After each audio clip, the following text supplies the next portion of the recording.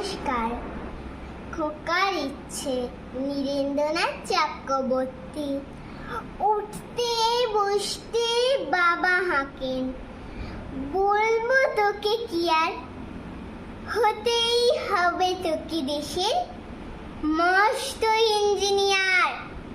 মা শুনে কন, খোকা তুই আমার কথা রাখ, ডাক্তারিতে হয় যেন তোর দেশ জোড়া নাম ডাক। জেঠু বলেন, কি হবি তুই? আমি সেটা জানি, তুই হবি এক নোবেল জয়ী বিখ্যাত বিজ্ঞানী।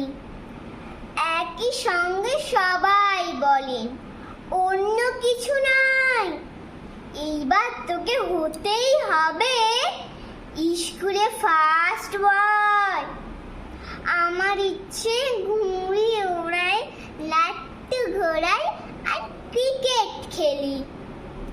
সাঁতরে করে মস্ত দেখি পার, কিন্তু সেসব করতে গেলি সবাই আসে তেরে। সবাই বলে মন্দে পড়ায়, এক্ষুনি সব ছেড়ে। কি আর বলবো, এখন আমার অবস্থাটাই এই, লেখাপড়ায় দিন কেটে যায়, কিচ্ছু খেলা নেই।